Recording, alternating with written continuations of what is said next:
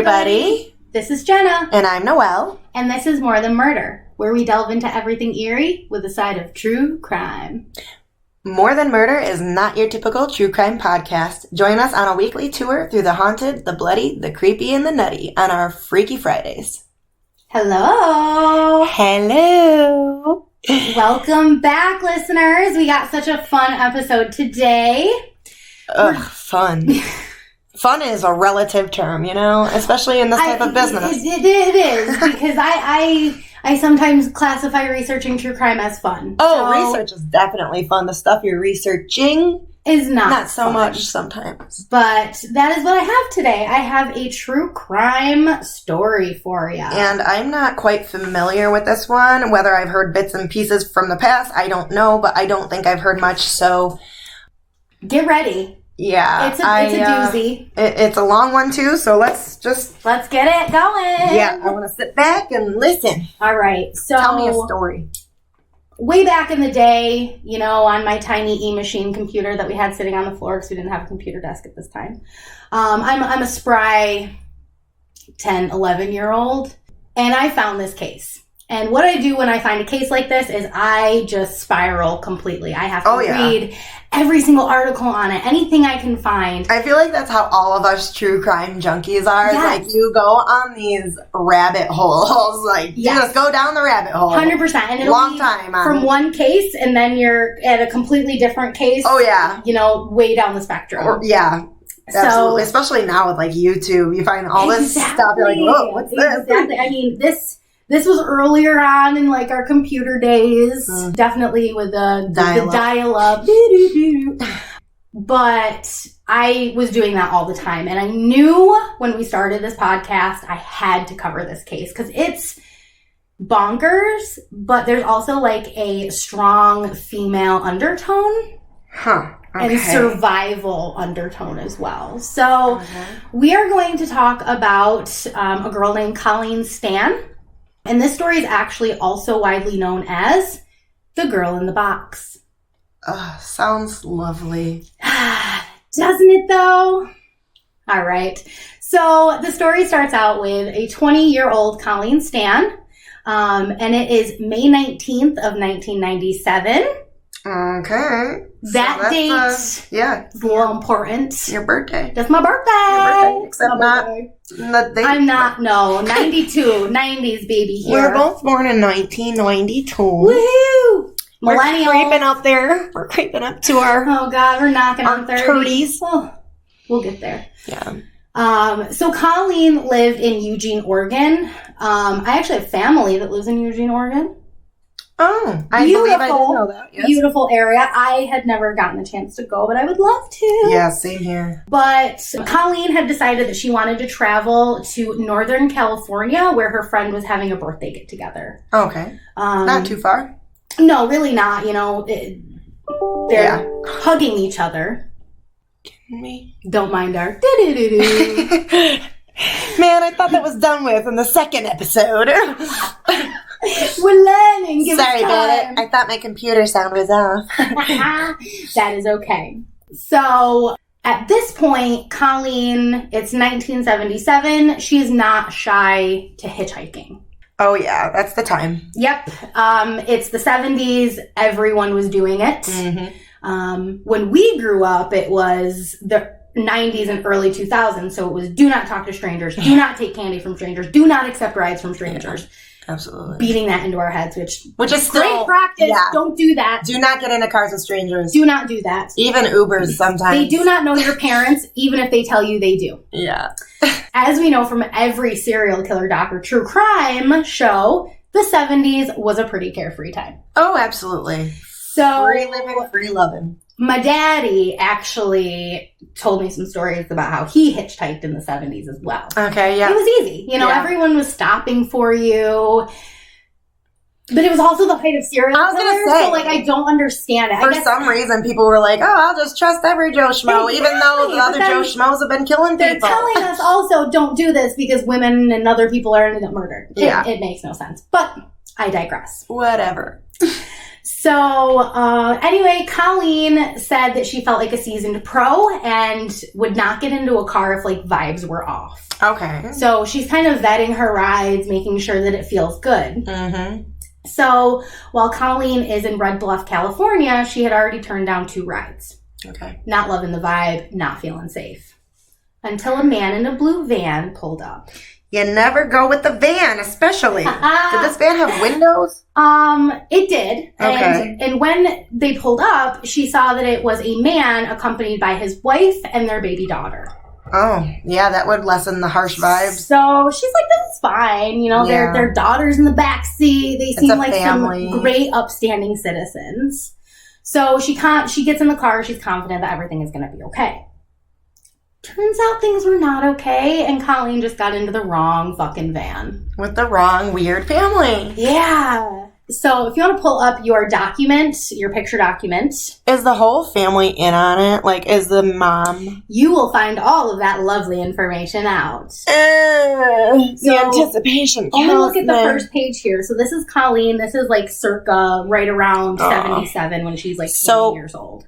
Here she looks pretty young. Mm-hmm. But here's around when she was kidnapped. Yeah, I think I wasn't clear, but that might have been like an earlier like experience. Yeah. But it might be the same. I'm not sure. I was going to say, she looks like she's got to be 12 there. But I think it might be the angles as well. So that is Colleen.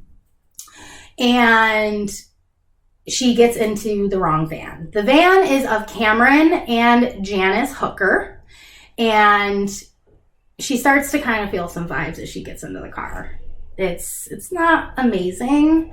And in multiple articles that I read, Colleen stated that she felt very uneasy. And when they stopped to use a service station, she stated, quote, "A voice told me to run and jump out the window and never look back." Did she? No. Oh my God. Hold on. Good segue. Your fear signals are super important, guys. Oh, yes. Yes. Mm-hmm. Literally, you need to listen to or read the book, The Gift of Fear. And it tells you all about your intuition and fear. And what she just said was her fear signal. Her adrenaline was like, this is your chance. Mm-hmm. You need to get out. And when you hear that, always, always, always listen. Yes. Always listen to that. Go with your gut. I mean, my mama was always telling me, listen to your gut. If something feels off, it's off. And it's super hard to listen to your intuition because our brains constantly want to, rationalize everything and work through it with an educated, but no, not everything is like that. We have intuition for a reason. Yep. And if you hear in your head or feel to your bones that you need to leave, then just leave. 100%. So yes, I just wanted to say that there because that's awful. I wish she would have listened. I just wish she would have gotten out and ran as fast as she could. Believe me, I'm sure she was thinking the same thing like the second because shoulda, coulda, woulda. I hate that. Mm-hmm. So yeah, unfortunately, she talked herself out of those feelings and got back into the blue van, rationalizing with her brain. Fucking brains. I love those brains. Yeah. A short while later, Hooker found an isolated area. So I'm literally going to refer to him as Hooker. I refer to him as Hooker, and then his wife is Janice going forward. Okay. So if you hear me saying Hooker, I'm not referring to Cameron It's him, the Hooker. Yes. So a short while later, Hooker found an isolated area and pulled the van over. So this is when it kind of really turns, and she realizes I'm probably in some danger. Yeah. So once out of the van, he drew a knife and put it to Colleen's neck. He then forced her into a contraption that he created called the head box. In front of his daughter. The daughter's a baby. Okay, I was going to say, how old is this baby, this child? And the fact that they're doing this in front of the child is alarming. Is like a newborn child, like a baby. Yeah, okay, so they have no idea what's happening. No.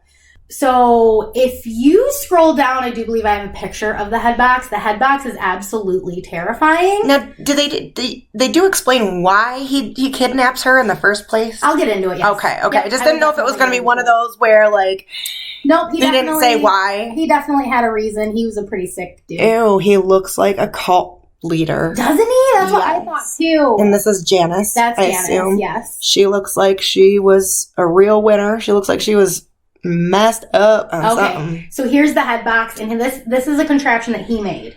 So this is to completely encase the head. It weighed 20 pounds, and it made it so she could not see, hear, or get fresh air. So only her head went in, and Yes. her arms and everything were out. Yep, and then it locked around the sides. So she literally, and if you can see, it has... Is it a bag? What is that in there? It looks like a vacuum bag. It's kind of like an insulation type of thing to keep it quiet. She couldn't hear. They were trying to block all of her senses as an added measure of Sounds fear. like a science experiment. He was a sick dude, and he definitely was like a twisted little carpenter. We will post these photos as well, so you can see the head box and every other. Yeah, you'll want to see this contraption because it's messed up. Is this head box in a museum anywhere right now? You know, I don't know. That's a really good question. I bet you Zach Bagans has it. If he doesn't, I'm gonna write him. Yo, Yeah. Zach, if you're listening, You need the head box. I love you. Second off, Sorry, Sean. buy this head box. He knows. Yeah, I know. Our men know our other men that we... You don't get into a relationship with me without knowing my Zach Bagans obsession. Oh my gosh. Yeah, he definitely needs this contraption if you don't have it. So, yeah. And if you haven't guessed, because he had this head box handy, this was something that they had been planning. Now, is this him again? No, that's just a guy in the Okay. court. I was going to say, they do kind of look like, maybe that's like an older version of this guy. But no, that's But it's just not. like a court picture. So since he had this handy and he designed it and he built it, he definitely had this in mind. Yeah, he needed to find somebody to stuff in there. So, according to Janice, his lovely wife, the agreement to basically find a sex slave and take them over came because Hooker was into some really rough things in the bedroom. And she didn't want it. By really rough, I mean suspending her from trees and whipping her and beating her. Janice? Yeah. Or Janet? Janice. Yeah. Yep. And she was like, fuck this. I want to do this. Just wait, girl. We got a long way to go. This crazy is fucking crazy. Her hair does look really soft, though. I don't want to touch it. No, I wouldn't either. Stay away. So, of course, this is when they came to an agreement to find a sex slave. And I'm using this terminology because this is the terminology that they used. According to People versus Hooker, an appeal document from findlaw.com, Hooker fantasized about practicing bondage on a girl that could not say no.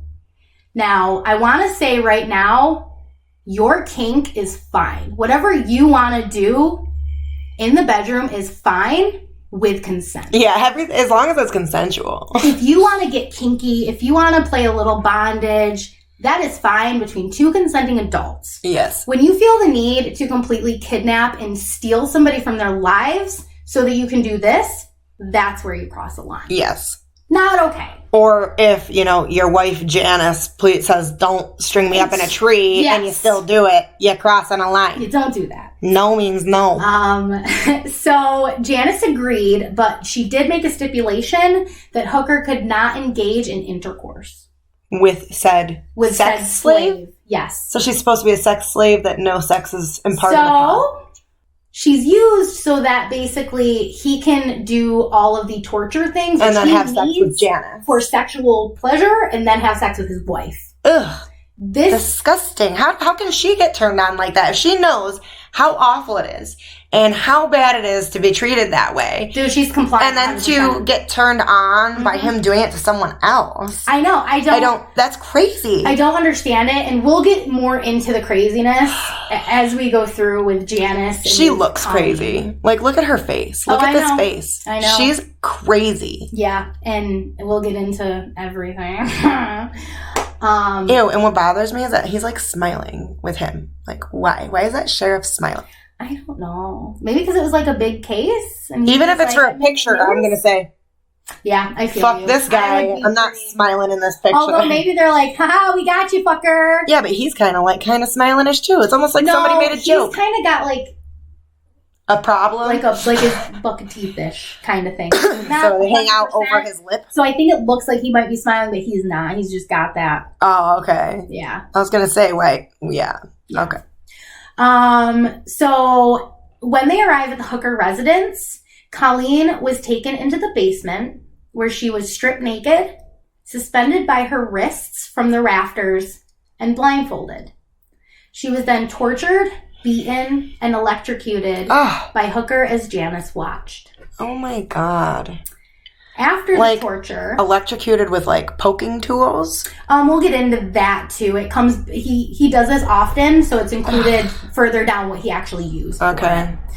I get into quite a bit of, like, the devices and the torture. Yeah. I did not cover a lot of the rape because I don't want to do that. All we need to know is that it took place. Exactly. And we understand. And I'll hint at little parts, but I'm not getting into it. Yeah. So after the torture, she was left suspended while Hooker and Janice had sex beneath her. This was the first night of her captivity and a precursor into her life for the next 7 years. That poor thing. Aww. Yeah. And it's going to get worse. Mm-hmm. So we're going to go deeper into her captivity. Okay. The first week of her captivity, she was kept naked and chained to what is referred to as the rack, built by Hooker. And basically on this rack, she was kept splayed. So she was laid down on it, and then both of her wrists were pulled to the corners and tied or locked, and then both of her ankles to the other end. So she's completely splayed, naked. And upright, though, not lying down. No, she was lying down. Oh, okay. So it was, and at least that's what I take from it. It sounded like she was, like, laying on it, and then they put the head box on her as well. Oh, my God. So you're completely naked, you're splayed, either standing or laying. Yeah. And if they put the head box on, then they would have to have her laying down. It's too heavy. Yeah. Oh, my God. With absolutely, like, all of your senses are deprived right now. Terrifying. Sick people, man. Dude, for real. So she was kept in the basement for the next 5 months, mostly in a wooden box. She was kept bound, blindfolded, always naked, and gagged. I think the head box was used, like, off and on. Mm-hmm. It depended, I guess. Hooker would only let her out once per day to eat, drink, and use the bathroom, of course, under his intense supervision. Once a day to use the bathroom. And where was this taking place again? In their house. In what California. State? Oh, yeah, California. That's right. Yep. And they move a bit. I'll talk about when they move, but I didn't really talk about, like, exactly where, but they're in California. Yeah. Northern California. Northern California, yes. So during this time, Hooker regularly abused Colleen. Obviously, that's why he abducted her. Mm-hmm. He would suspend her from the rafters, choke her, and whip her. He also used electrical cords to administer shocks and burned her pubic area with a heat lamp. Oh my God. He just wanted to do torture. The dude was such a fucking... He was sicko, fucking sick, man. Just sick. Oh, it gets worse. Of course. Colleen was also submerged in a bathtub until she was unable to breathe. And I do believe I read Janice said that something similar happened to her as well before Colleen was, like, abducted. So he was doing this stuff that he enjoyed to his wife, and his wife was like, I'm done with this. I want to be married to you because I love you so much. You're such a great man. Crazy. But you need to, like, get somebody to abuse. That's just messed up. Perfect sense, Janice, right? You're messed up. Damn it, Janet.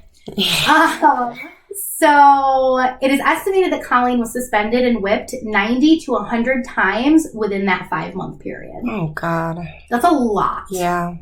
And I don't know if, like, I don't know how that number was procured. I don't know if, like, she had been counting. I mean, what do you do in that situation? Like, maybe she was counting. Maybe that was something that, like, helped her kind of get away from it. I don't know. I don't know. The only thing I would be able to do, like, I feel like, that were counted. I'm not sure. is close my eyes and picture myself somewhere fucking else. Well, we'll get there too. We will get to that. Oh. Yeah. So in October of 77... So this is the box that she was kept in? No? She will be. That we're not there yet. So what kind of box was she kept in then? It was just like a dog crate. It was a tiny little box that she just sat in. Okay. Because this will happen when they move. So the next place in October 77, so that's only like 5 months after she was taken. Yeah. Hooker, the twisted carpenter that he was, built Colleen a workshop to live in. Workshop. Ew. Quotes. Gross. This was a triangular shaped box that fit under the staircase. Like the Harry Potter. So that's okay. Yeah, right. So under the staircase. But she would spend her days locked and chained away. Mm-hmm. Obviously only being let out at the whims of Hooker. This would remain her home, in quotes, until April of 1978. Over a year later. Oh my God. Yeah. So she's just literally being confined in tight places, blindfolded, abused, beaten, and like, imagine just being in such a confined, tight space for over a year. I can't. Like, and only knowing that like he's gonna come get me to abuse me. Yeah. The only time I'm out of here is to have even more pain. It's just awful. So early on, Hooker told Colleen about an underground organization called The Company. Ew. This was his way of keeping Colleen fearful so she wouldn't try to escape. Yeah. Hooker stated that this non-existent The Company bought and sold slaves and would torture the ones who escaped. Members were everywhere, and she was always being watched. Colleen was also told and believed that her family would be in danger if she ever tried to obtain her freedom. She believed this 100%. Mm-hmm. And it kept her from doing any kind of running. I was going to say, being in there for so long, you would be plotting and plotting. You would think, right? But he had such a psychological hold on this girl, and you'll get into it because he also does the same thing with his wife. He's gaslighting and he's controlling and he's manipulating all of these women in his cult life. leader. Literally. And we'll get into that. Yeah. Yeah, so she's told about the company, this fake thing, and it keeps her at bay. We will keep coming back to the company, so you will hear that more often. Okay. Janice obviously played along, cementing Colleen's beliefs in this made-up organization. This will come back into play throughout her captivity. It always kept her compliant. Hooker also had Colleen sign a slave contract. He literally typed up this demented contract. And this contract stated that Hooker owned her soul and she was his slave and could do whatever he wanted. Why make her sign a contract when she's been here getting this done to her the whole time? Because we'll kind of get into it. She is offered more freedom down the line. There's a lot of different things. So I think he feels that he needs to have like a cemented way to keep her down. And if he has like a formal contract and the company, it all looks more legit. Mm-hmm. So I think that's basically what it is. Okay. So the contract made it so Colleen could have a bit more freedom. It was written that she would not go by Colleen in the house, but Kay. And she would address Hooker as master or sir. Gross. And was to call Janice ma'am. Okay. Mom. Yeah. So he also made Colleen kneel, bow her head, and ask permission before doing anything. Which I think that's also popular in like a dom submissive type of thing, but he was doing it for without consent, without actual consent. Yeah, exactly. It does. He obviously does want to be some sort of dominant, but he's like a scary one. He's not doing it without consent. And it was, I guess, the 70s, so maybe it wasn't as cultural. I don't know, but he also made her wear a collar. And also at this time, Hooker decided to build a torture shed. Jesus. Colleen helped him build this. Oh, lovely. Like when they used to make people dig their own graves. Yeah. Oh, yeah. Great. Yeah, basically. Inside of this torture shed was a creation called the stretcher. Is it small or large? It's like torture a shed size, Like, so it's a normal... Okay. Yeah, it's like a shed size. So... yes, the stretcher does exactly what the name portrays. Just like the medieval torture device, it's used to stretch Colleen and cause her extreme pain, which of course Hooker enjoyed. Mm-hmm. So if we remember back to earlier, remember how during the talks between like Janice and Hooker about how this whole arrangement was going to work, she said no sex? Mm-hmm. Well, in 1978, February to be exact, Janice decided that Hooker could have intercourse with Colleen while she watched. She was intrigued, thought maybe she would like it. Well, she was wrong, and it upset her deeply. Yeah, she got pissed. And after that, she obviously was like, okay, nope, we're going back to the original. No intercourse. Where he's probably like, yeah, right. I mean, he was literally raping her the entire time. Anytime that Janice was gone and he could do it, he was raping her. Yeah, I wouldn't expect anything opposite. No, I mean, he's using her for, and it definitely comes, it all comes together. Culmination at the end. Yeah. Okay, so a few months later, in April of 1978, so literally it's only like a year after she's been taken, the hookers moved and obviously took Colleen with them. You know, you take any mattress, you gotta pack up the sex slave. You move and you leave a shed that's filled with torture devices. I guess. And something under the stairs. And what? Well, this realtor must have been thinking. And there was a picture, but I couldn't get it because it was like it was a weird thing. I couldn't get it, but there was a picture of someone who says that they live in that house, and they show you like the under the stairs. Oh my God. Yeah. I couldn't live in that house. That's too much negative energy. Way too much negative energy. And there's going to be even more at this new house. Like it's they keep moving around, and obviously they're taking Colleen with them. Yeah. So now not only have they kidnapped her, but did they leave the state and everything? No, they're still in California. I think they're moving around California. Yeah. And I don't think they go like too terribly far. With the hookers getting a new home, they thought, well, Colleen ought to have a new one too. So Hooker built the box. He built a pedestal for their waterbed. So if you look at this picture here, so he basically, if you think of like a bed frame, he basically built this wooden frame for under his bed. But inside of that wooden frame was a smaller box, literally just the size of a human, that Colleen would have to get into. And she lived inside of this box. So she lived in a box inside of their bed. Under their bed.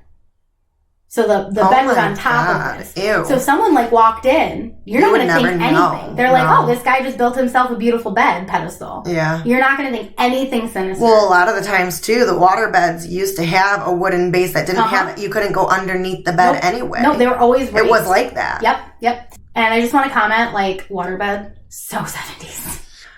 I loved them though. Although my dad was always like, man, my parents did have one for the longest time. We had the worst back problems with them. Yes. But as a kid, I want them still. I want one. My Grammy Ann had one, and I would always like sleep over there, and I would get in, and I'd be like bouncing on the water. I'm like, this is so much fun. You know, it makes that like boop, boop, yeah, boop, boop. It should be like a lounge room type thing. So not necessarily do you have to sleep on it, but if you're watching movies, there's a waterbed to watch them on. Or just make like waterbed bean bags, or like waterbed pads, or something. I don't know. Just make more water things. Hey. $1 million idea. Don't That's steal ours. it. It's ours. We coined it again. Jam.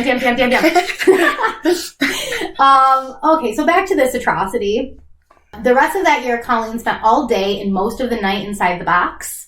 Once again, she was only permitted to come out when Hooker decided, and only for his sick pleasure. So inside the box, she was allowed to have a bedpan, but in order to use it, she kind of had to like shimmy it up.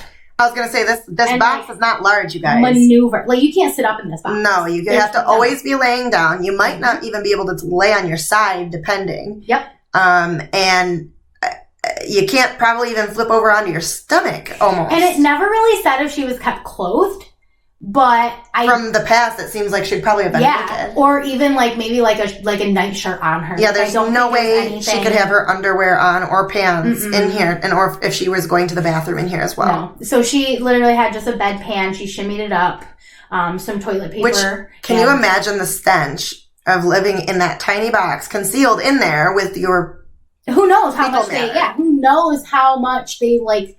Gross. How often they changed it. It looks stained as hell, to be honest. I know, it really does. It does. It looks like there was pee and poop all over that thing. I believe it. And probably puke, too. She was probably starving. Mm-hmm. Oh, everything. She probably wasn't going into shock. She was probably bleeding. There's probably a bunch of bodily fluids on that box. Because you can see the staining. Awful. Inside the box, she was also granted a radio, which... How do you get a reception in that box? Who knows? At the time. Can't even open the antenna. I don't know. But, I mean, if you're giving me... Maybe she had, like, cassette tapes. Yeah, true. At that time. I'm not sure. But, like, any piece of the outside world was probably wanted and like regarded as they such were a high probably thing. cassette tapes of his own voice, like doing oh weird, my like god, like abducted in plain sight with like, the aliens speaking to her, like oh no, meditative messages. Hypnosis tapes. I don't hypnosis like that. tapes. I don't like that. I don't Not like hypnosis. that. I bet you he would. Ugh, yuck. Okay. So, April of 1979, I know I'm throwing all these dates out at you. A year after the move. Haven't remembered a one. That's okay. I know it was like 1977 or 78 when she was kidnapped, and that's... Yep, and it kind of goes like a year later. Okay. So, a year after the move, Janice started to work nights. So, Hooker worked during the day, Janice worked at night. At this time, Hooker started to let Colleen out of the box. She was used to cook and clean for him in the evenings and was probably getting raped regularly at this time because, let's be honest, Janice was gone and he had his opportunity. No. He probably loved this time. We will get into that picture. I know.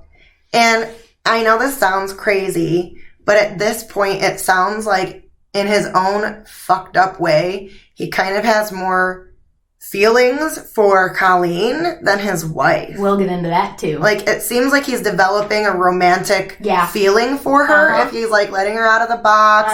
Now, I'm not saying that negates any of the awful things he's doing. Oh, hell no. But it seems like it's more for him than just that now. Yes. Like, his wife is no longer providing what he needs in any aspect, it sounds like, and he's kind of falling for this young girl that he's been torturing. You'll see. Which happens a lot. Oh yeah, 100%. And it's hard vice versa because she's very like brainwashed at this point and beaten down, and her spirit has to be so small. Like, we hear about like Stockholm syndrome and like that kind of stuff. Like, if you're put into this every single day, I'm not surprised that they could start loving their captors or seeing them as a person who's like, you're constant. She was 20 years old. She just started her life. Well, not only that, but when this person tells you that you'll never see your family again, and if you try to escape, I will kill them. Kill you. Bye-bye. And you will have nobody. So I guess at some point they're like, well, if this is the only person I'm ever going to have in my life,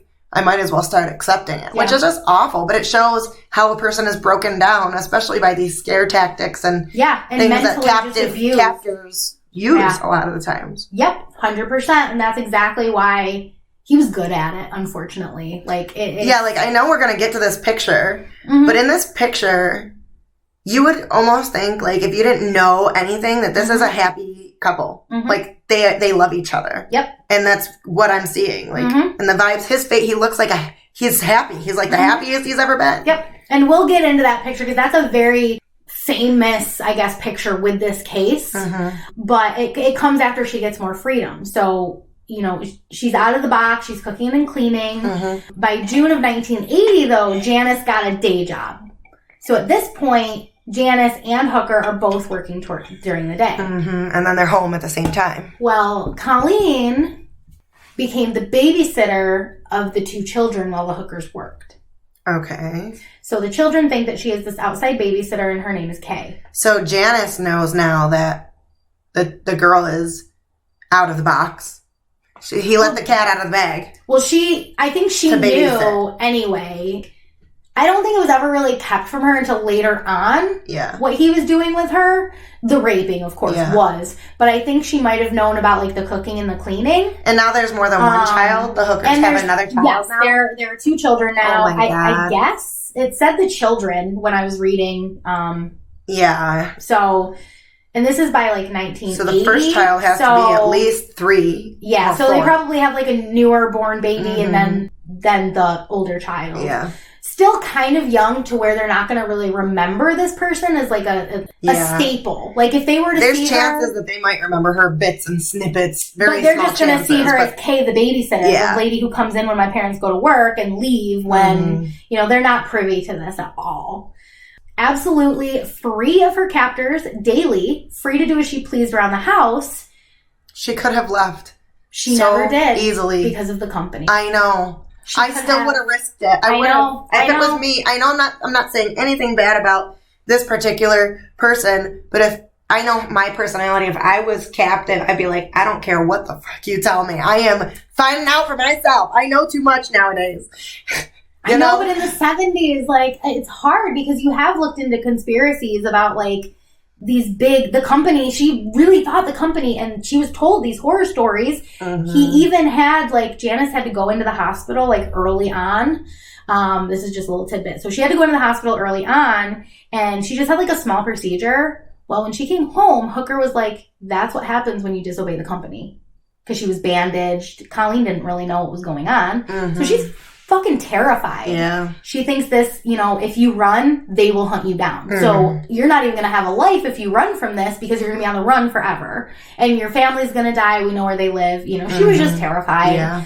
So she didn't try to escape or even call anybody like, yo, I'm kidnapped. Come get me. Yeah. She was literally brainwashed. But because she was so compliant, she was able to maintain more freedom in the home. Mm-hmm. So it's not great. Like, they're still not treating her lovely. The freedom that she got was she was let out of the box and chained to the toilet in the back bathroom. While babysitting? Where she slept. So the box was like where she would, if she wasn't being used for babysitting, she was away in the box. Okay. They took her out of the box and was keeping her in a back bathroom that nobody really used. Okay. That she could only come out of. So it gave her more space. It gave her a sink and a tub and probably a toilet. Yeah. But she's also chained to this toilet. So you're sleeping next to a dirty fucking toilet. Stinky toilet. Ugh. Like, it's more room, but it ain't much better. Yeah. Let me just say that.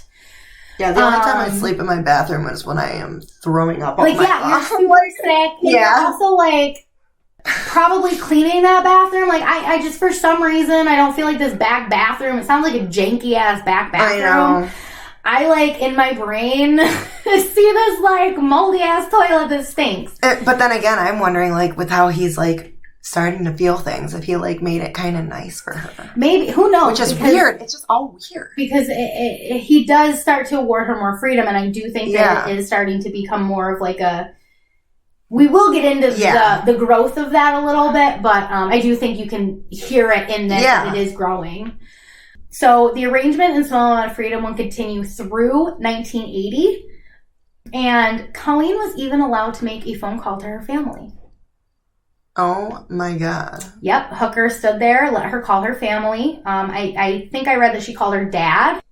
And this, of course, prompted Colleen to start asking to visit. Mm-hmm. So she's like, I haven't talked to my family. There's 3 years where there's complete silence. She cannot talk to her family at all. Yeah, like what did she tell them? That she ran away with a boyfriend or something? Like... We'll get into that too. There's thoughts on like what her dad thought, what they told him, like that whole thing. Because Hooker decided in early 1981 that he would let Colleen make the trip to see her family.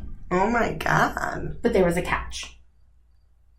As a test of loyalty, before the trip, Hooker made Colleen stick a shotgun in her mouth and pull the trigger. What? The control and fear were so intense that she did it. It obviously wasn't loaded, but he's like, you're going to pull this trigger, and basically this is going to show me, like, are you trustworthy? Are you going to say anything when we go? He also, like, held the company over her and how... While she's there the entire time, the company's going to be watching you. Uh-huh. So she does it. He lets her travel to Riverside, California, where she visits her dad. During the trip, Colleen got to stay with her family mostly alone. I guess Hooker made up this story. They had to like go somewhere, yada, yada, yada. And Colleen was able to hang out with her family. Pretty solo. This is weird. Yeah. So, of course, it was briefed by Hooker that if she said anything, the company who has the house under surveillance would hurt them immediately. Mm-hmm. So she's, of course, like on edge the entire time. So this is the photo. If you go down that photo that we're talking about, this is the photo that was taken that day that they went for the visit. So Colleen and Hooker told Colleen's family that this was her boyfriend and that they were traveling together. So it was under the guise, that's why they look so smiley and happy, because, we're in love. And basically, they didn't want to, like, tip off the family. It still doesn't look fake. It looks like they're genuinely happy with each other. I guess they said that, so like, strange. Colleen was acting weird. And even, like, here it says, Colleen's family thought that she was most likely in a cult. It was the 70s. Which is what it is, really. Seems like a cult leader. I mean... Except not with the big following. Yes and no. Well, with brainwashing and stuff, that's cult. Yeah, that's like culty. It is. But he's not... I don't know, because he will use the Bible. But that's basically what her family thought. Mm-hmm. They even pressed Hooker about where they were living and asked for an address. But Hooker said that they were in the process of moving and would keep them updated. Again. You may ask why Colleen's father wasn't like, yo, what the fuck is going on? Yeah. But he was afraid that if he asked any questions, she would just disappear again. He didn't want to lose that contact that he was able to get. Even if it was small phone calls. Because he just thought his daughter was like, of course cults aren't great, but he's like, she's in this cult. She looked clean. She just looked a little skinny, but they said that they were moving around. Yeah. So he's like, if I say anything, I could risk her running with this guy and never talking to her again. Yeah. So I can see it, hindsight's 20/20. It's hard, but I could see why he did that. I don't know. I can see it too, but as a parent also, I could see me making sure my kid's safe first and foremost rather than me just getting a small brief amount of contact. Hey, it was the 70s. The 70s I know. were nuts. I know. 70s were nuts, man. And nowadays, it's also because I'm privileged by all the information we have these days. Exactly. Like how yes. I am just super we have hyper-vigilant this case to learn from. Like, she didn't have this case to learn from, unfortunately. After they return, Hooker decides that Colleen she's going back in the box. I don't know why it was decided. I don't know what happened, but I think it was just... She's tasted too much freedom or something? I think so. I think he was literally that sadistic to where he was like, oh, I let you do this, and now it's like, I'm going to get pleasure from shutting you off from that. I think he liked to dangle it in her face and then take it away from her. Either that, or he saw that she was feeling a bit of normalcy and wanted her he needed to keep her in that mindset. Like, you need to get back in the box. Yeah. Like, you're now feeling too much freedom, and it's not, it's starting to transpose into this weird relationship. It's not still. I'm still your boss. Yeah, exactly. And that's what I think it very well could be, because she went right in there right as they got home.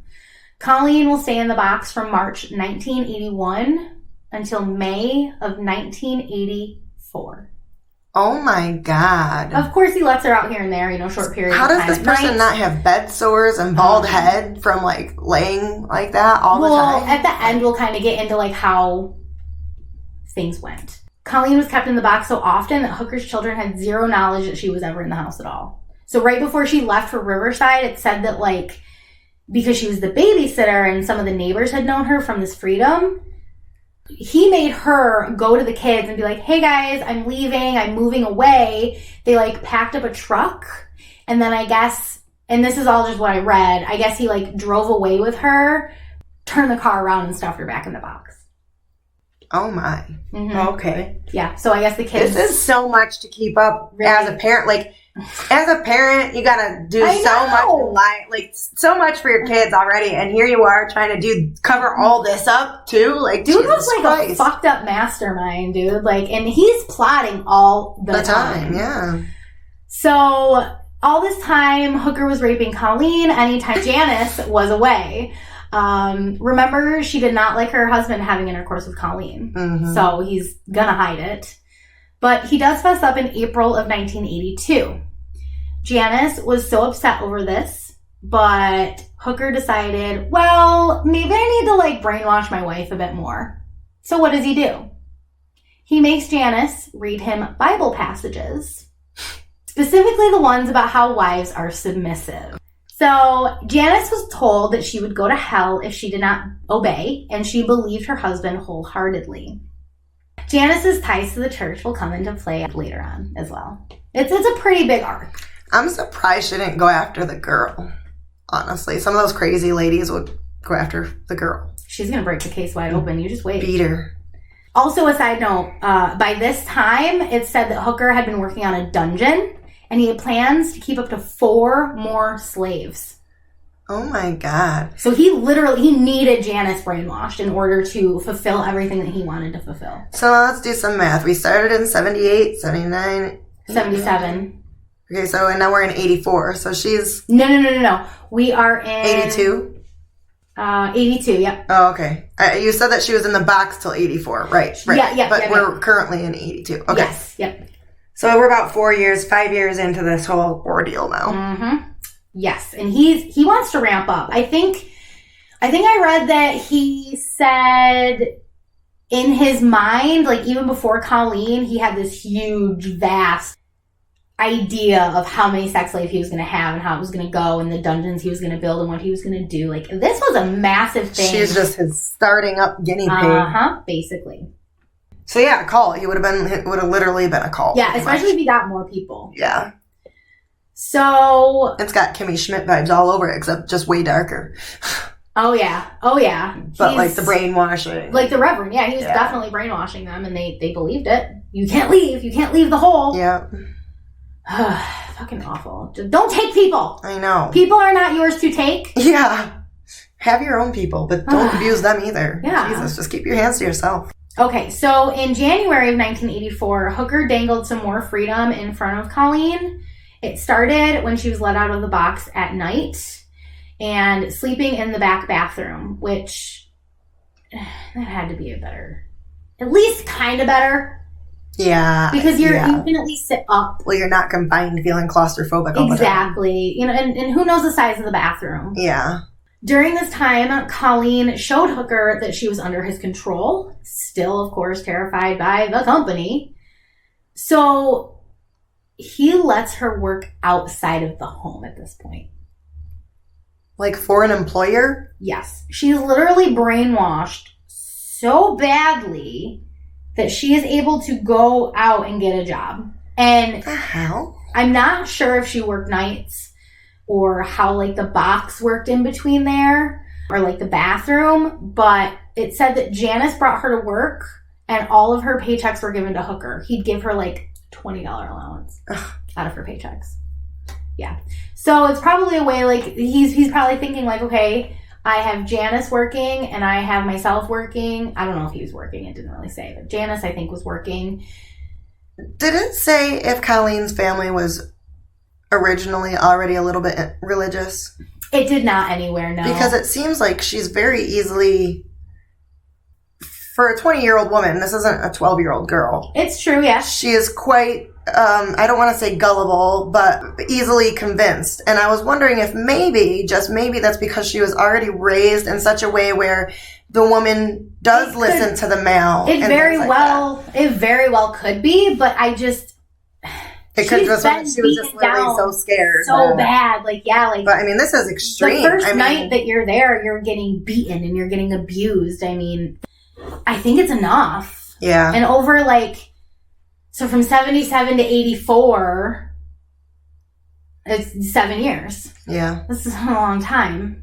Especially if you're kept in a box all the time. I don't know. I'm a timid person anyway. So well, yeah, see, that's a hard thing too. It all depends on, the personality type and all that. And that's why I said I wonder if she was already raised in such a way. Because 20 years old, you're very, at 20, especially in the 70s, you're very rebellious. You're not listening to the law, or not to the law, quote unquote, to the law, to your parents or this or that. But maybe somebody who's who already is familiar with a religion where it might be more commonplace to listen submissively to a male. Yes. That's what makes me think that maybe she did already have somewhat of that type of background because, like I said, 20, it's not some easily convincible, child. Yeah. She's already been in college and stuff and seen some shit. And she's hitchhiking. She's doing like the free, So like you said, it sounded like Hooker was like kind of in love with her. Yes. Well, Hooker decided later on that he would alternate the women each night for sex.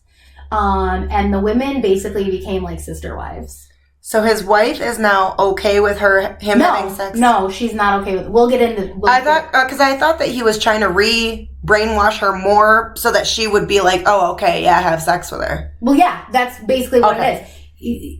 Basically, he told her, you have to do what I say and you have to allow me to do what I want to do. Mm-hmm. Colleen whether you like it or will not. be laying in bed with me and kind of, having more freedoms and kind of like a wife. And he's like, you just need to love suck it up and deal with it.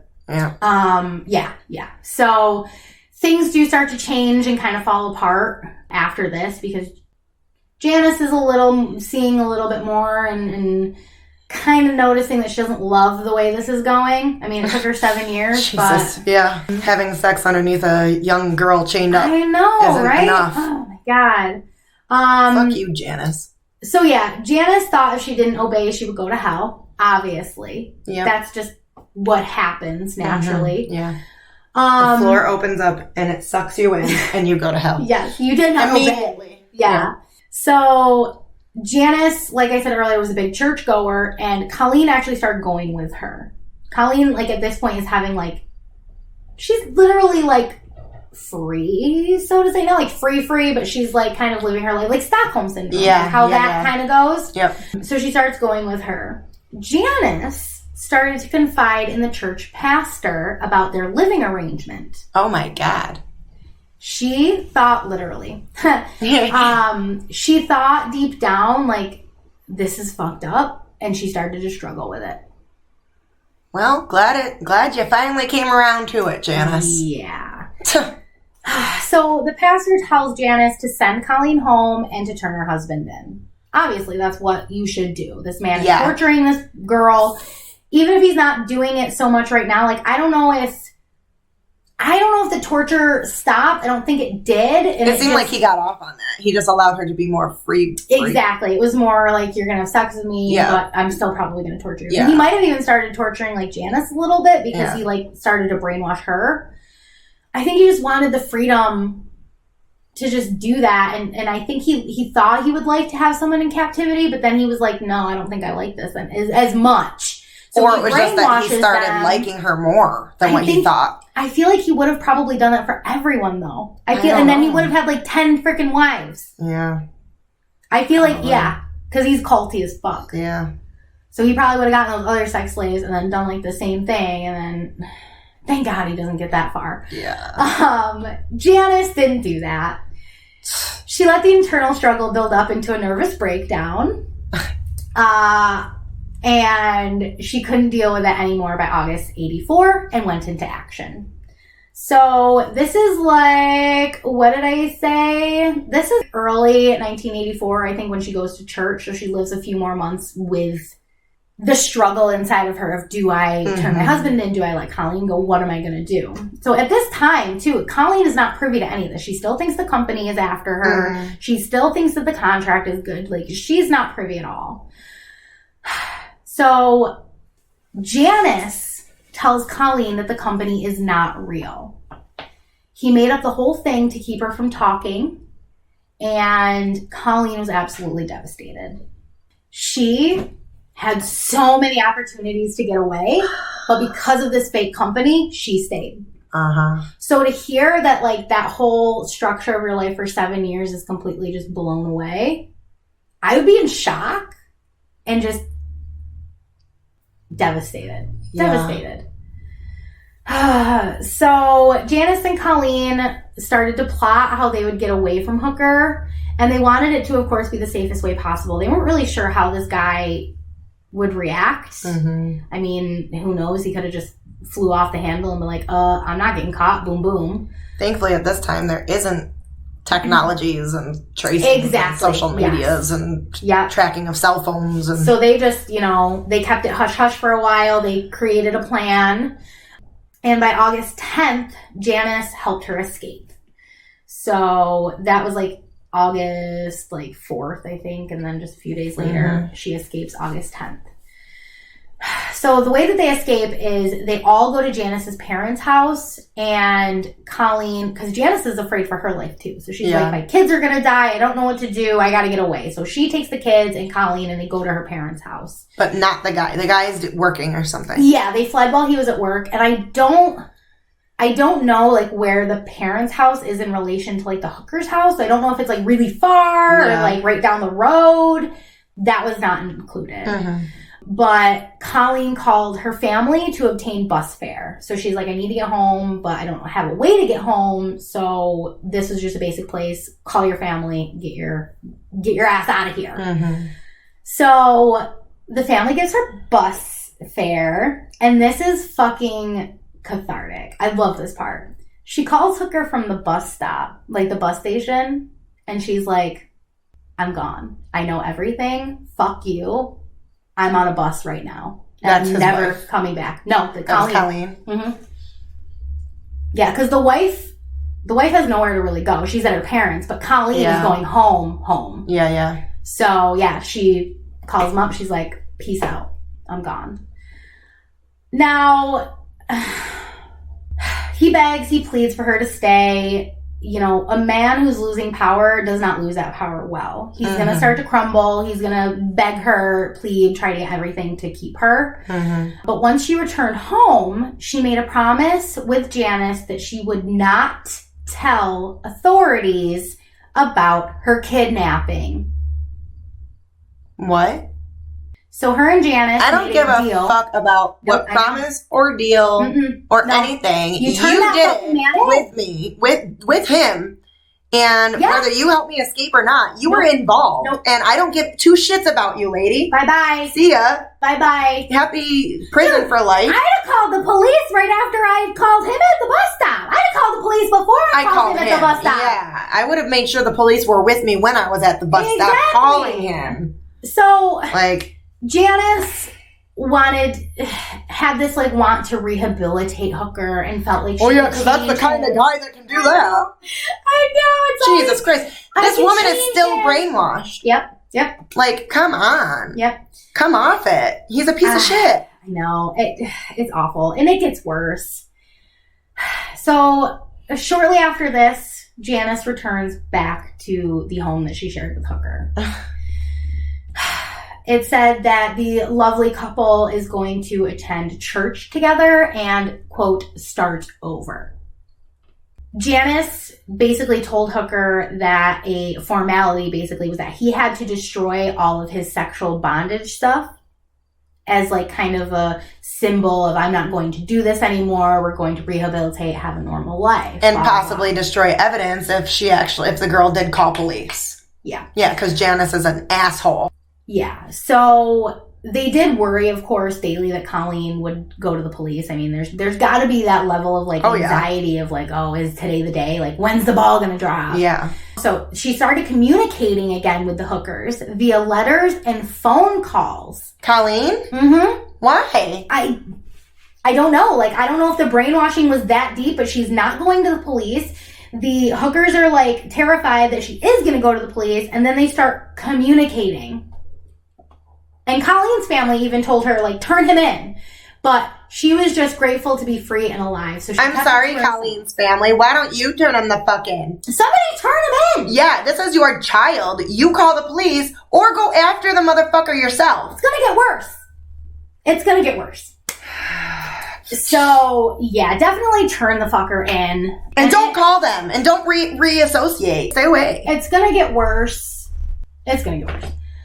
Colleen never turns him in. Janice, on the other hand, was still not having a good time. She was having severe anxiety attacks at this time, super afraid that like Colleen was going to go to the police or that Hooker would hurt her because he didn't have Colleen anymore to make like the pain and do the whole thing. Wow, poor you. For real. Seriously? And she discovered in like September of 84 that he didn't get rid of everything. Of course not. He hid some of his special collection to make her feel better about coming back. So he manipulated her again. The man is a fucking kidnapper and still free 3 months after his sex slave escaped. 3 months. And nobody knows a thing except for the people who do know and aren't saying shit. And aren't saying anything. So it was not until November of that year, 1984. Seriously. It's a good thing that, like, this was not my family that this happened to. My father would be in prison for life because Mr. Hooker would no longer be existent, and neither would Janice. Yeah, I don't understand, like... Neither would Janice. If she told her family why, like, you can't just be like... Oh, okay, well, glad you're home. Glad that's in the past. No. I know. You take that sick fucker out. You and I know do. that's what my parents would do. What's wrong with these people? I don't know. It's kind of like that family of that show on Netflix, remember? Yes, Abducted in Plain Sight. It's literally like parallels, yeah. Yeah. Yeah, where they're like, oh yeah, go ahead and go on vacation with this old man when you're 12 or 14. Mm-hmm. What is wrong with these people? In her bed. Like, yeah, no. Be better parents, okay? That's all I got to say. Be better parents. The safety of your children is the only thing that matters. Yeah. And report. Yeah. Report sexual abuse. Report kidnapping. Don't feel bad for those awful people. Do not. No. So that was September. A couple months go by, and in November, Janice finally had enough. She found out that the collection wasn't destroyed. He's never going to change. And then I guess a friend of hers was like, dude, this guy's going to hurt you and your kids. Oh, yeah. So she goes back to the church pastor who she had originally told, and that's when they call the police on Hooker for Colleen's kidnapping. I was going to say, he could have still called the police before, whether he's a pastor or not. I know. Why just now did he call them? What is wrong with the people who are supposed to be protecting this child? I don't think there are like if you go to a therapist and say that the therapist can't do anything because there's HIPAA laws, there's protections, but I don't think there's anything like that at a church. Pastors, but it's still faith-based. It's not actually law. So no. They can go to the police. Yeah, they should be able to. There's no structure there that says you can't sure, you can say you can talk to me in faith, but if it's something you have the right as a human being to step up and tell somebody. If someone came to me and was like, my husband is doing this, and this, I'm going to call the police. Yeah, and I think even for psychologists, if you're in that position and you're dealing with a child, I think you have to be a mandated reporter if you do find abuse. I think there is, I think there is something. Because if something fishy is going on and the child's being harmed, I think that if they're underage, the person has to tell somebody that this child is being... Well, a lot of times with children, you have someone on your HIPAA. My mom was on my HIPAA. So anything she can look at, she can view that. Mm-hmm. Now that I'm older, I can put her on my HIPAA, but I have my husband now because I'm older. So definitely with children, it's awful. And it's not going to get much better. So we're going to talk about the trial and conviction. Mm-hmm. Hooker, of course, was charged with kidnapping, false imprisonment, multiple sex offenses, and of course, he pled not guilty. I'm shaking my head to all of you who can't see me. I've been doing that throughout most of this episode. They always plead not guilty. I know. We gotta get you, bro. We have all of the evidence. We have the fucking sex contract. The audacity of these assholes. You don't deserve to plead not guilty. How very dare you for that? Yes. Don't do it. The audacity. So, Hooker also argued that he should be allowed to bring in evidence of Colleen's life before the kidnapping and her past, quote, promiscuity. This was obviously denied. Because that's relative. Oh, she's a girl who enjoys sex, so what I did to her is completely... Yeah, so that means she's consenting to be kidnapped and raped for the next 7 years. You. Wrong. Good Lord. Janice testified for full immunity. She got away with it. Did they give it to her? Yeah. Wow, you're kidding me. I hate this justice system. I can't stand the justice system in this country. Yeah, so because she was able... And quite honestly, I don't even think they would have needed her testimony. They have everything. I'm going to get into it too. So... During the trial, Colleen testifies as well and was a key witness. The FindLaw.com document I read stated Janice's testimony was full of emotional outbursts, but Colleen was cool, calm, and collected, very flat and unemotional. Which, who knows? I mean, some people just shut down. If they've been through such a psychological thing, they shut down. It's I'm trying to learn. Because think about 20. Yes, you're out of high school for a couple of years, but you're still kind of learning life and you're kind of learning who you're going to be as an adult human. So to have those still formidable years under that kind of control, she's kind of relearning life 7 years later. Because she wasn't let out a lot. She didn't live outside of the house. She was in the house all the time. The only time she was let out was to work, and I don't really know how long that lasted. Mm-hmm. The court entered over 100 pieces of physical evidence. This included the head box, a copy of the slave contract, photographs of Colleen in bondage, various whips, and the coffin-sized box underneath the waterbed. They definitely wouldn't have needed her at all. Right? That's what I'm saying. They literally let some nasty, sick woman who pretends to not be okay with this, but really...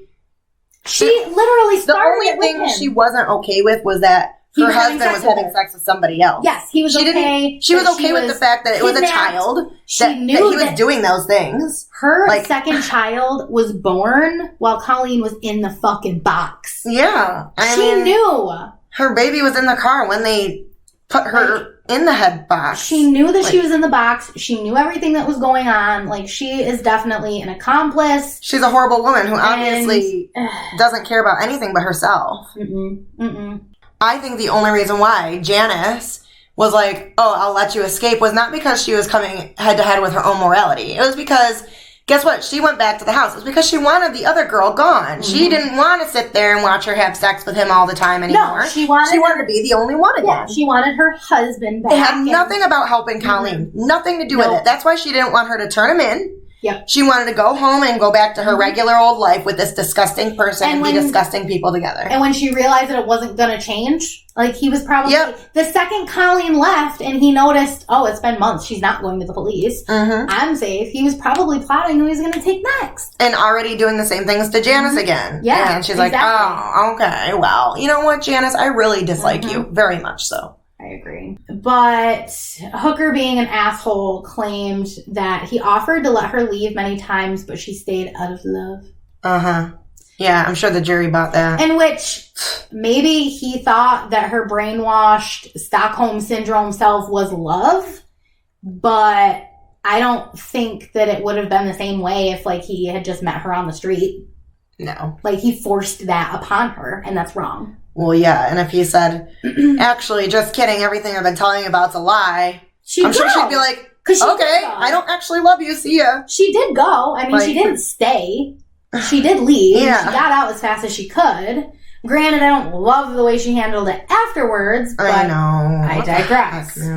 So, the jury did find Hooker guilty of kidnapping with the use of a deadly weapon, forcible oral copulation, penetration with a foreign object, forcible sodomy, oh my God, and 6 counts of rape. He was sentenced to consecutive prison terms totaling 104 years. Okay.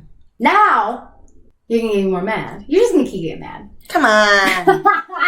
There's nothing good about this case. There's no silver lining. That cloud doesn't exist. So, he was up for parole in 2015. And actually, when I was researching this is stuff that has been coming up because it's like a newer thing. He was up for parole in 2015, but it was swiftly denied it's said to not be eligible until 2030. Okay. But which by that time he'll be... No, there's a stipulation. Super old. A recent article I found said that due to COVID, he may be granted parole in March of 2021. He may not need to be let out. I don't know, because it is a COVID stipulation. But yeah, this asshole could get out real soon. Is he in prison in California? Yeah. Yeah. So, obviously, or else he might have gotten death. Who knows? No, you have to kill somebody to get death. Yeah, he wouldn't have gotten death, unfortunately. So, Colleen today, when asked about her resilience during her years in captivity and being kept in a box, she told reporters, quote, "I learned I could go anywhere in my mind. You just remove yourself from the real situation going on and you go somewhere else." That's exactly what I would have done too. When during those torturous acts, you got to just put yourself on a beach somewhere. You have to. AllThingsInteresting.com stated that Colleen suffered chronic pain from her shoulders and her back, most likely due to the different confinement spaces that she was in. I can believe it. She did have extensive therapy when she returned home, but it said that she's had like a super hard life. She's had like failed marriages and she just has not been lucky in love. She did have a daughter. Didn't find out much more about her. Colleen has not spoken to Janice and they are not on good terms. Colleen does feel that Janice was also a victim, but knows that there was more she could have done sooner to help free Colleen. So I still feel like there's still like that mode of a deep brainwash. Like I don't know if I as Colleen could ever be like, Janice was a victim. Oh, no. Because Janice just didn't want to be tortured. I get that. Leave the man. Yeah, you don't figure out how you can stay in the marriage and torture somebody else. Yeah, and that's not how this works. When you do leave, only because you got rid of the other girl, go back to this awful. She made herself into the victim. I'm sorry. And quite honestly, Cameron Hooker, find yourself a woman who is sexually a match to you. Yeah. There are people out there that like that kind of stuff if it's consenting. Yeah. You, in the 70s, took it a little too far, decided to kidnap a woman when it's not necessary. Which, to be honest, depending on his very, very, very much extremes, I mean, even people who do enjoy BDSM and things have their own safe words because you just cross limits, and it sounds like whether or not, it sounds like he would have to dial back a lot to be in a normal BDSM relationship. Yeah, definitely. Because I know there's still people who do like to bleed and stuff like that, but I mean, I feel like he really would have to dial it back quite a bit. I agree with the torture. I think on a deeper level, too, he really just wanted control. Oh, that's always what they want. He definitely wanted with rape, that level especially. of control. And, if you any can rape is find involved. a healthy, safe way to get your kink out. Well, yeah, a lot of women and men like to be submissive or like to be dominant. Exactly. But not to his extremes. I mean, do it in a healthy manner. Lord. Please. Yeah, I think that he got, an exhilaration out of taking this girl and making her his own. Especially when he wanted 4 more. Yeah. Greedy ass. And he is just so creepy looking. And she, I hate them both. And they're both still alive. And I don't consider somebody who aided a kidnapping and had sex underneath this girl being tortured. I do not consider her a victim. I don't. No. And I never will. She's a perpetrator. She's an accomplice. Yeah. Somebody who help you escape but won't help you tell you to call the police. The fact that they had ground rules before they even took Colleen. So you premeditated this with your husband. Yeah. You're not.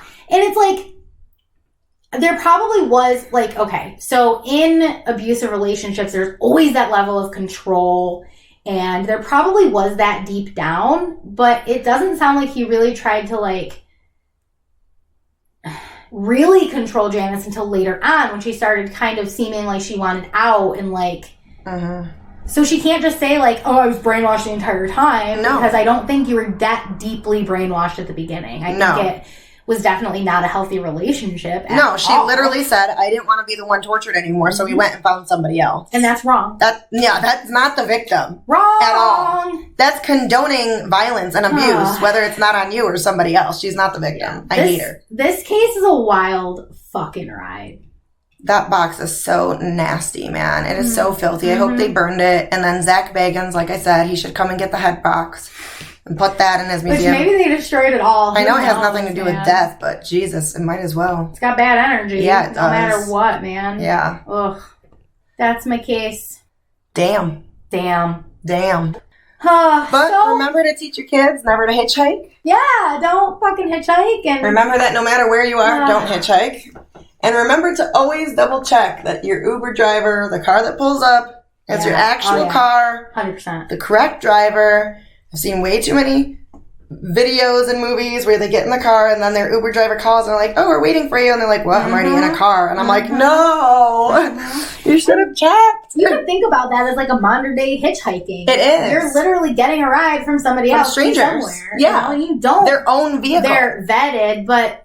Yeah, so just be cautious. Yeah, just be cautious. We're not slamming Uber or whatever car service. I've used Uber. It was great. I didn't have to drive to the concert and get stuck in traffic. Always be cautious. And just like us women are always told, use the buddy system. Be aware. And a lot of other things. Freaking times. Wide-eyed and aware. Always. Listen to your intuition, folks. Oh, yeah. And listen to us again next week. Yes. 100%. Yeah. All right. I think that makes it for a day. Yeah. I'm kind of bummed. That case bums me out. You know, some are just like, oh, man, that fucking sucks. I know. And I'm going to go home and listen to my book, which will make me feel better. So, I guess... On that note, we'll just see you next week. Follow us on the socials.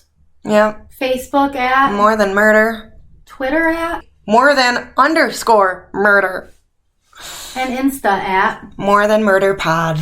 And we did not like this More Than Murder, although it did not end in murder. It didn't. For once. No. So. And if you guys have a terribly awful case that you want us to cover or any comments on that one or any others, please email us at morethanmurderpod@gmail.com. See you next time. Bye. Bye.